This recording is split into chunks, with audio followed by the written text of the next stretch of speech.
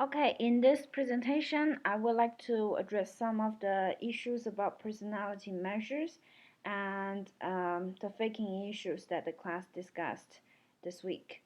I saw different opinions and attitudes on different instruments, and I think it's great to have the discussion board for all of you to see different opinions. In this presentation, I will mainly talk about the issues from the research perspective. And please keep in mind that there's always gap between the researchers and practitioners. Before I start, I would like to briefly talk about psychometric properties, which will help me better explain the topics. So there are different type of reliability and validity, which are used to evaluate the effectiveness of the instruments. For reliability, we mainly focus on the consistency issue, and that includes the consistency across the item, the consistency across time, and the consistency across different researchers. So when we talk about the consistency across item, we talk about internal consistency. Um, that refers that we are talking about whether all the items are measuring the same underlying construct, whether the items has the intercorrelations. And when we talk about the consistency across time, we talk about whether it's stable across the time. For example, when we measure your intelligence or your big five personality or your self-esteem, it's something that shouldn't be changed over time. It should be something that comparably stable. And if it's a good measure, good instrument, it should have high test retest reliability. Your score shouldn't change that much over time. And when we talk about the consistency across different raters, we refer to the inter-rater reliability. This is when we use different rater to evaluate people's behavior or performance. Um, for example, in a selection or in a promotion situation, we normally have several raters to evaluate your performance. And if the scores are similar across different raters using this instrument, that means this instrument is high in the reliability.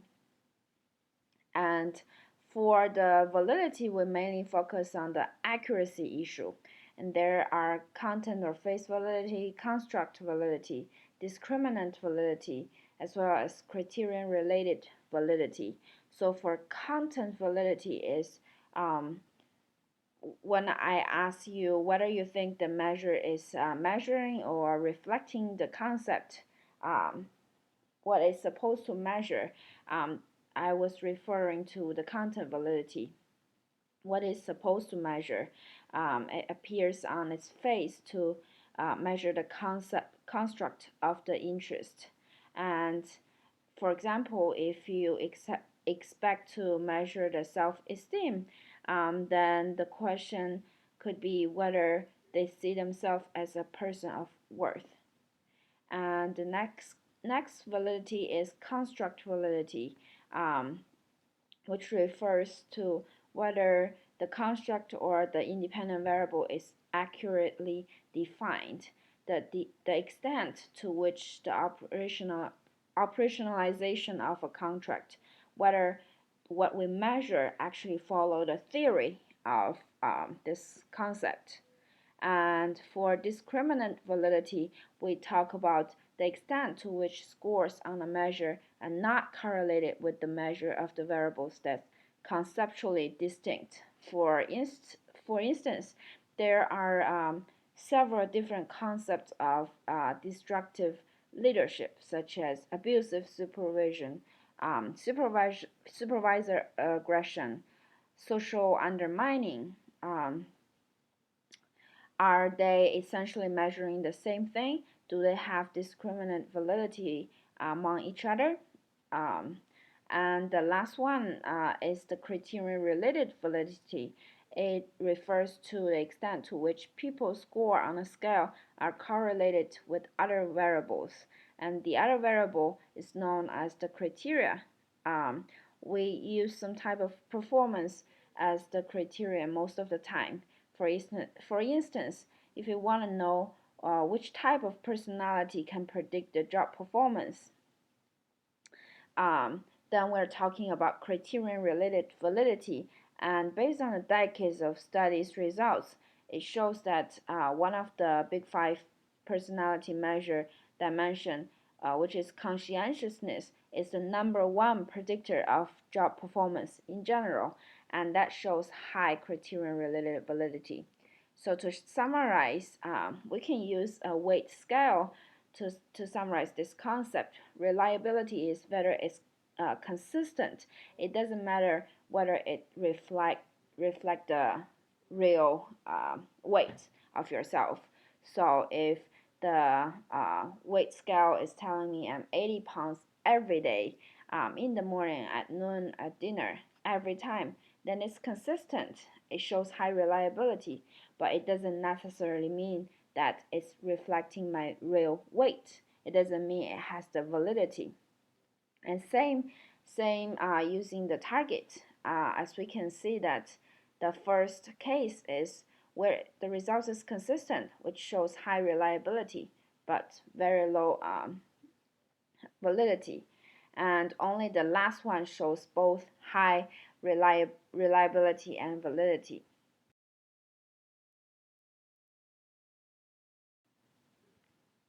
So even the cognitive ability test is being widely used and can be used to predict a series of performance, which is what we just talked about, the criterion-related validity in a variety of scenarios. Even, for example, in the sports team, when the sports team are selecting the football players, they normally use the Wonderlic test, one of the cognitive ability tests, to select their players, because the cognitive ability can actually predict your performance in the sports, and it shows the validity. However, it has an issue with the cognitive ability test, which is the racial adverse impact, which answer the question that whether this test is a fair test to all the audience. We all know that we can't use disparate treatment across different gender, race, ethnicity, etc., which is intentionally different treatment across different groups. But on top of that, the EEOC, which is the Equal Employment Opportunity Commission, also regulates the adverse impact, which means even you're only have the different treatment unintentionally across different groups, it's not allowed. And cognitive ability test is one of the potential tools that shows the racial adverse impact. So in that situation, even when all the candidates are using the same test, if the selection rate of minority group is below 80% of the selection rate of the majority group, then the employer might get in trouble. And that's one of the reasons that personality tests become more popular. And among the personality tests, MBTI is very popular, and many of you actually mentioned using MBTI as the selection tool. However, in the academic world, MBTI received a lot of criticism due to its psychometric limitations. For instance, MBTI categorizes people into different types, and in psychology, the individual differences are better described by continuous traits than discrete types. So when you're being characterized as, for example, thinking versus feeling, if you answer 11 items that indicate you're thinking, while 9 items that indicate feeling, you are the thinking type. Maybe next time the results will reverse. You choose 11 items for feeling and 9 items for thinking, and then you suddenly become the thinking type the next time, which shows that the result is not consistent over time. threats the test-retest reliability of the measure. As for the validity of the MBTI is also challenged. There's no valid evidence to show the relationship between the type of MBTI with the success in different occupations, but that's how they normally advertise themselves. But however, maybe the MBTI is a good tool for each individual to reflect yourself, to better understand yourself, but it's not a good tool to be used for selection. And the next issue is the faking issue. Like, even though there are a lot of research show that personality scores are predictive of many important organizational outcomes, shows high criterion-related validity, it still have limitations because the self-report measures are vulnerable to response distortions or faking. And empirical evidence showed that the faking can have a severe impact on individual hiring decisions. So before we talk about one of the faking studies I did, the question is, what is faking?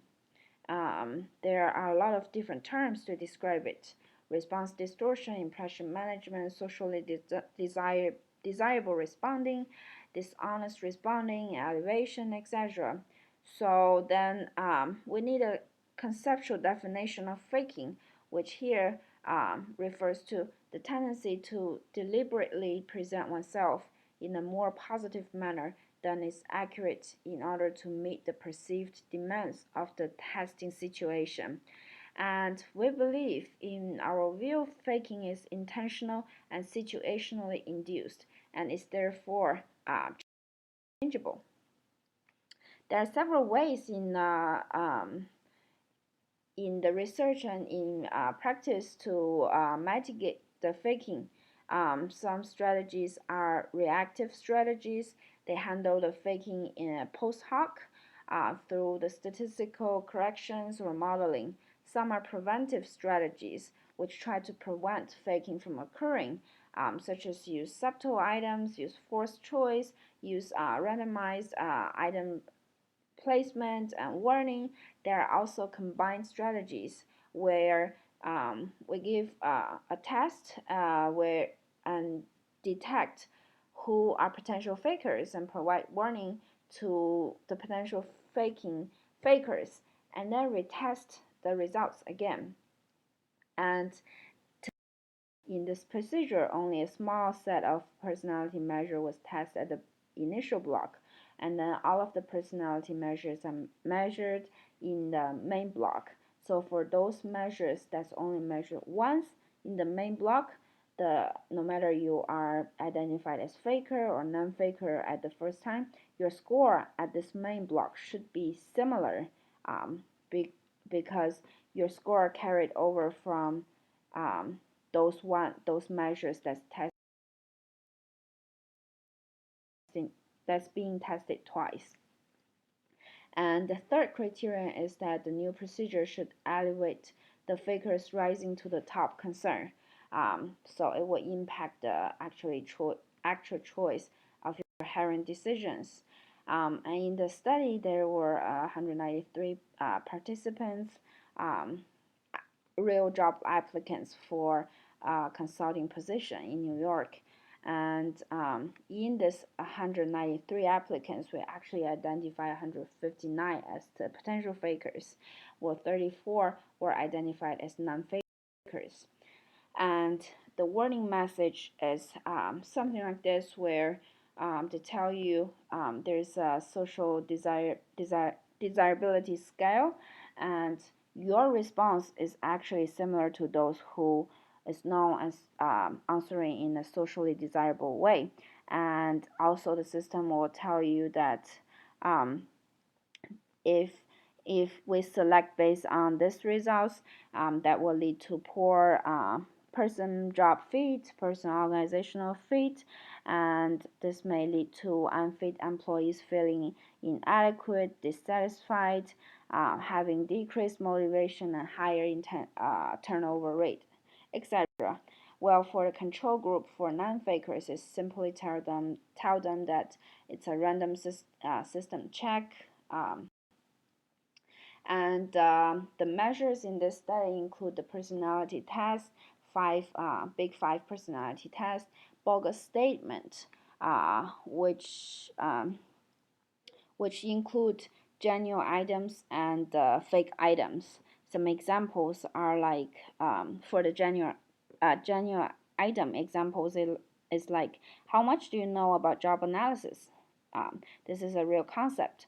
For the bogus statement example is like, how much do you know about theta step modeling, which is a made up concept, but it looks like real. Or another example would be writing computer programs using language H, which is something that doesn't exist. And whether you admit you have the skill or not will be recorded. And another measure is impression management scale, which include items like, I sometimes drive faster than the speed limit. I never cover up my mistakes. I don't gossip about other people's business. And I have done things that I don't tell other people about. So how do we identify potential fakers? We use the cutoff from a pilot study, which if you endorse more than 2 bogus items out of 4, then you are flagged as the potential faker. Or if among the 20 items you endorse 12 or more impression management items, which is 2 standard deviation above the normative mean, then you are flagged as potential faker. And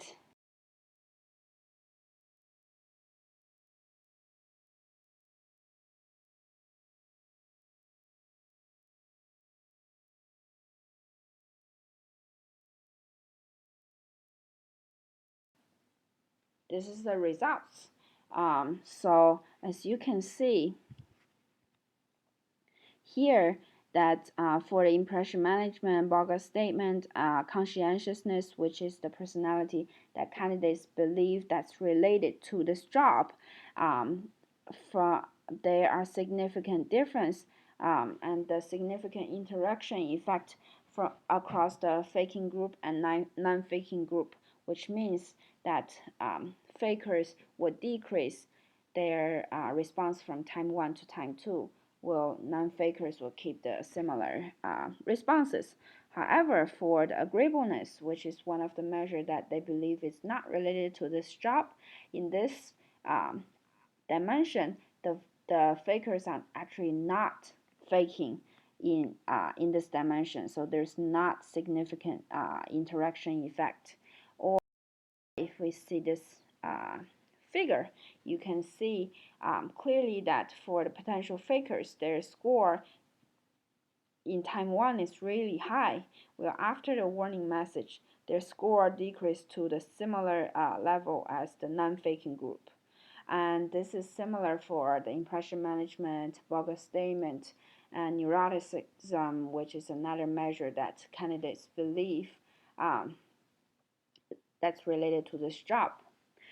Well, for the other measures, agreeableness, the time 1 faking score is not too much high because they don't even try to fake on those items since they don't believe that's related to the job.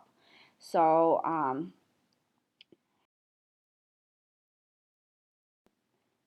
that follows our expectation of the criterion 1 and criterion 2. And for the third hypothesis, that's if the effects on individual hiring decision, you can see that with the selection ratio goes down from 100% to 5%, the percentage of the potential fakers actually goes up, which means the lower the selection ratio, the more fakers will be in the pool of the people you select. So this shows that the procedure was able to alleviate this undesirable tendency of choosing potential fakers in your selection decisions. So what does this study show? I hope this gives you a better idea of how people fake and why people fake. So in this study, it actually shows that faking occurred. It clarified the faking construct. The results demonstrate that the applicants do indeed engage in faking, and the levels of faking were reduced after they received the targeted warning. And this finding provides support for our conceptualization of faking as intentional, situational induced, and changeable. But there are some limitations or some questions we can't answer. For example, the discussion we had from the first week, cultural difference. How about cultural difference? There are some empirical evidence to show that certain racial groups tend to score higher in social desirable scales. So in that case, will the minority groups be more likely to flag as fakers? Are they more likely to receive warning message? That's a question. And also the response pattern across collectivistic and individualistic cultures are different. In collectivistic cultures, people are more likely to choose the middle of the scale, or in individualistic culture, people are more likely to choose the extreme of the scale, 1 or 5.